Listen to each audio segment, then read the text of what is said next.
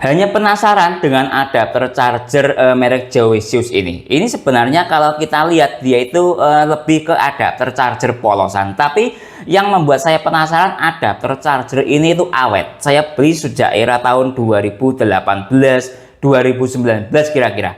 Dengan usia pakainya sudah sekitar 5 sampai 6 tahun lah.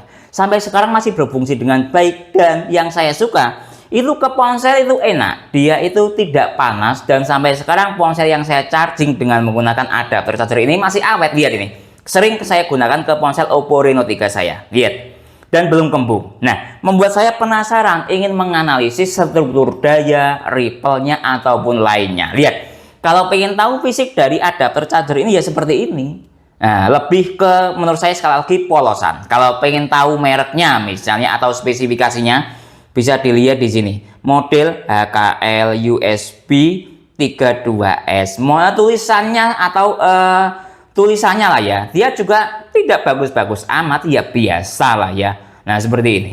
Tapi yang saya suka itu awet, sehingga saya sering menggunakan adapter charger ini. Saya colokin ke tembok, saya pakai, lalu saya biarkan tertancap, dan sampai sekarang masih berfungsi dengan baik dengan usia pakai sekitar 6 sampai 5 tahun. Ini yang membuat saya suka. Nah, kemudian dari sisi build quality lainnya ya ringan adapter charger ini kalau dibandingkan dengan misalnya, maaf saya tidak pakai timbangan ya, karena ngontennya kurang niat gitu ya. Ya cuma seperti ini. Lihat, kalau dibandingkan dengan adapter charger polosan, lihat ini misalnya Qualcomm Quick Charging ini polosan, ya kurang lebih sama. Agak berat ini sedikit karena kan ukurannya lebih besar dan komponennya lebih banyak. Agak berat sedikit kalau saya katakan ya sama dengan adapter charger polosan. Coba saya ketuk-ketuk menggunakan alat tes seperti ini saja. Lihat ini, saya ketuk-ketuk, tang tang tang gitu ya lagi. Nah, tang tang tang. Coba saya bandingkan dengan adapter charger polosan, lihat nih, sama kualitasnya. Tapi yang saya suka itu awet. Selain awet juga membuat device ini yang saya charging juga awet, sehingga sering saya menggunakannya. Nah, ini coba kita lihat, kok bisa seperti itu gitu ya. Nah, ini saya hubungkan ke colokan. Nah, kalau pengen tahu tampilannya, lihat dia seperti ini. Ini ada digital display-nya. Nah, mungkin kalau pengen beli atau beli di yang lain, bisa juga mereknya lain, cuman fisiknya sama. Lihat, ketika dia tidak ada device yang kita hubungkan, dia nyala hijau seperti ini. Jadi ketika saya colokin ke tembok, dia nyala seperti ini terus. Sering tidak saya atur lah ya. Saya pakai cuma saya cabut kabel di ponselnya, jadi selesai. Dan sampai sekarang masih awet. Nah, seperti ini tampilannya. Nah, oke. Sekarang coba kita hubungkan ke ini. Nah, ini saya menggunakan kabel ini juga sangat awet.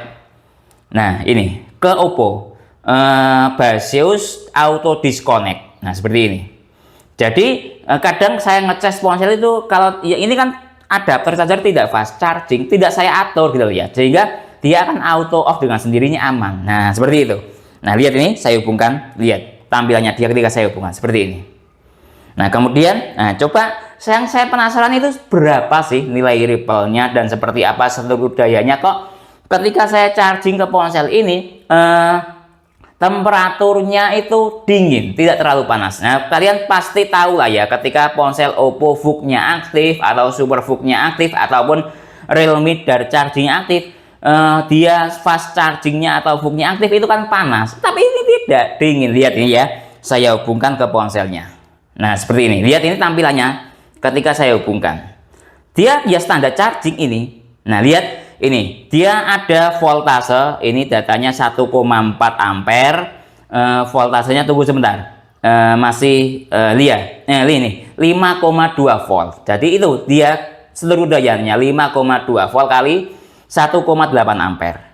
Nah, ini digital display-nya. Mungkin kalau pengen cari di marketplace Shopee ataupun lainnya ya silahkan dicari sendiri. Mungkin ini sudah tidak ada di Joysius-nya. Nah, kemudian kita analisis dari sisi USB Dr. Cozy-nya.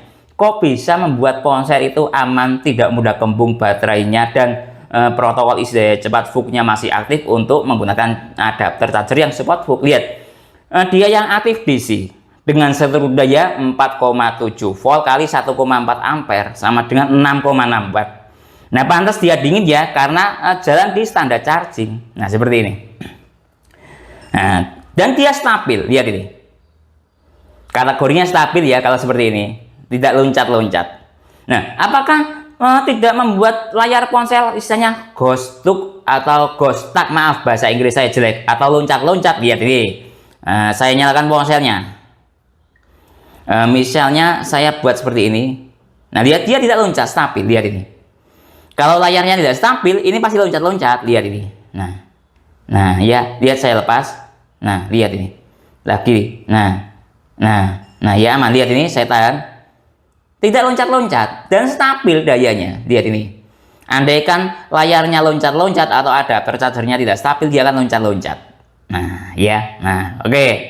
Kembali ke sini dan stabil. Lihat ini. Kemudian coba kita cek dari sisi ripple-nya. Nilai ripple-nya juga ya malah bahkan hitung-hitungan saya ini rendah untuk kualitas adapter charger seperti ini gitu loh ya. Nah, lihat ini. Nah, stabil di area 22, 23, 26. Nah, voltasenya anggap 5. Nah, lihat ini. Nah, ya unik.